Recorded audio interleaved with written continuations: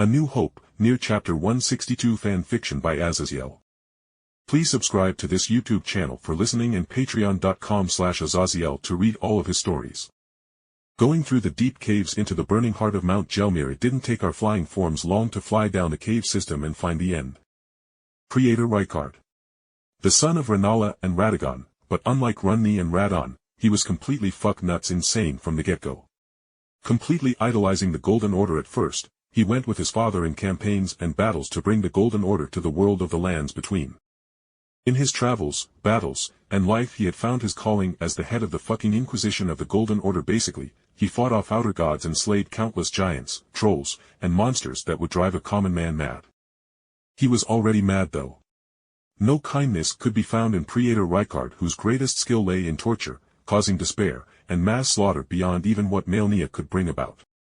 Besides male Nier, who killed Kaled, giving it super AIDS in the Scarlet Rot and in turn probably ruining this world in the future as the rot continued to spread. Humanity itself broke into madness when the shattering occurred and the many armies used Mount Gelmir as a battlefield. A battlefield in which Preator Rykard used all his talents, all his skills to lay low each demigod, each hero, every single person that fought on those terrible mountains that were Mount Gelmir shuddered at the memory of haunting screeches as terrible revenants would crawl out from their very shadows and tear them apart into literal piles of steaming gore. Not fucking much male Nier can do when Rykard makes Mount Gelmir explode and coat her ass in lava, now can she? But in the pursuit of his own personal power, he turned to another outer god's essence in the all-devouring serpent. And with his great rune of devouring, he was devoured by the serpent god and took control over it with his insanity and great rune enhanced will allowing him to devour the ego of the serpent god.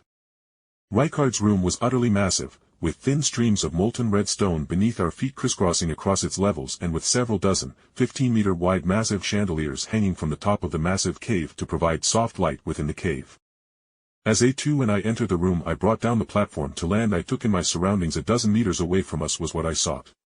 A huge spear was stabbed into the ground by a burnt black figure that was all but stone with how he had been burnt so severely and killed all but instantly. Walking over to the spear, I gently took the serpent hunter from his previous owner and I said softly, "I will take it from here, buddy. You watch on and I got this," I said, giving a nod to the burned figure, and I felt the divinity within the spear roar to life as it sensed the serpent god in front of me. The serpent hunter spear was a great sword on a spear's shaft that had bathed in the blood of an immortal serpent and had gained a further hunger for more serpent's blood, and only when within the vicinity of such a beast would the spear unveil its true power. I took a deep breath as I felt the wind surrounding me seemingly drinking my mana, and they too gave a slight hum as I walked over the crack and partly molten ground with tear-like streams of lava running through the creases of the floor. A loud hiss rang out as I approached the massive curled-up form and I said calmly, "Die." And an ear-popping crashing noise rang out as I stabbed forward with the massive serpent hunter, sending a massive sharp spear of wind wider than a semi that smashed into Rykard's massive serpent form. The snake roared with almost draconic-like hate as it quickly unfurled from where I had thrown it, and I noted A2 was running to the side to probably run up the monster's head to take out an eye or something. The serpent's eyes glared at me and for a moment it faltered before a voice spoke in utter disdain and disgust. "What nonsense is this? A man who is not even tarnished dares to stand up to a shardbearer." I couldn't help a small smile as I said coldly, "Yeah, and this simple human killed Godric, defeated your mother and your brother. You won't even fit onto the songs of my journey." As Rykard turned its serpent head to properly look upon me with his face imprinted on the lower part of the snake's underside just below its head, I struck again as with the serpent hunter carving a large gash through it before I said coldly, "You are not a challenge to me, Rykard, and the simple reason is, I am the bigger monster." My shadow deepened and I saw Rykard's eyes go wide as his form rumbled with power, sending more than 100 flying large skulls of flames at me at high speeds. But a massive hand of pure darkness mashed through the exploding flaming skulls with large glowing yellow eyes forming across the ever-expanding massive pool of darkness that was below me as I called upon my guardian. You go beyond your station, taking in an outer god's power." Rykard hissed furiously as he looked at me with equal parts hate and jealousy as he used a wave of lava to push back my guardian before screaming in pain as A2 had ran up behind him and using her large great sword had carved a meter deep and wide gash into his body. I smiled hearing that and even laughed as I said, "No, Rykard. This is my power. This darkness is the een in my soul that has eaten entire pools of a god of darkness's remains. Another slash of my serpent hunter carved a massive gash through his body, in which he responded by throwing more exploding skulls at me, but my guardian broke them with his massive fist, with Rykard lashing forward in attempting to outright just eat me. But a mountain-shaking rumble rang out as my guardian smashed both of its fists down in a hammerhead blow onto Rykard's head, and lava splurted up from the shattered ground as the force of the blow made the volcano rumble with a warning. And with my guardian's fists pinning the serpent's head down, I hefted up the large spear, and with a stabbing motion, the air screamed as another spear of wind slammed directly into Rykard's face and out the back of his body, with my mana draining quickly as I ripped the colossal wind spear through Rykard's serpent head, destroying it utterly. "Why teleport away?" Melina asked, but as though to spite her, a heavy rumble shook the earth, with a large plum of smoke bursting from the tip of Mount Gelmir, making me give a weak smile. Because my guardian, the shadow being put too much force into smashing Rykard's head into the soft ground, with the volcano erupting slightly due to that. I don't want to be anywhere near where a volcano exploded, obviously. Shaking my head, I looked away from the erupting volcano and held out a hand to Melina and smiled more naturally as I said, "Alright, let's infuse these runes into my body." And so she did, pushing the runes to heighten my body's four main stats in strength, endurance, vigor, and dexterity. I was after all only in this world to strengthen my body's physical shell, as my magical power and spiritual energy was all but too powerful already. But that wasn't all.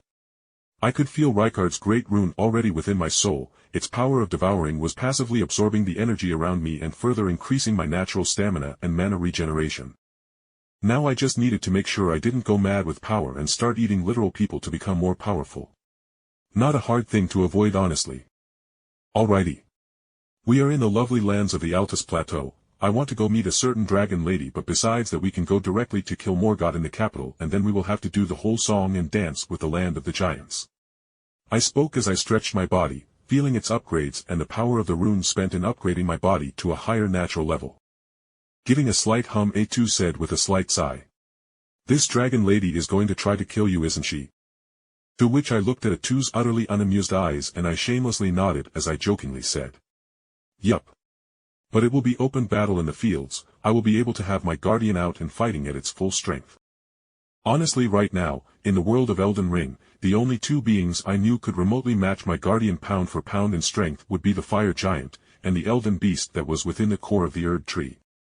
But with the mental reminder of the Erd tree, I looked to A2 and said, "A2, open up the dimensional connection to Yoarha, and tell them we need several excessively high-yield bombs ready for me to grab."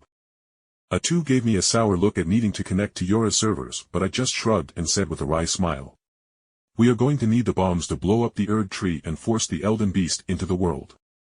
I had zero intention of going into the Elden Beast's pocket dimension to fight Radagon and then the Elden Beast, which was a literal outer god fragment.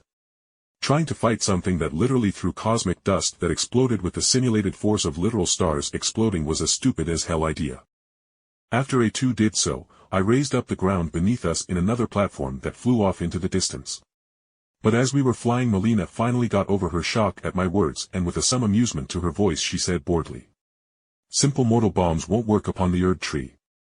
It has stood long before even the Golden Order came to the world of the lands between, and it acts as the core of this world." To which I smiled and replied plainly, "I have a dozen ways to kill off the barriers the Erd tree has up, so just be patient and watch."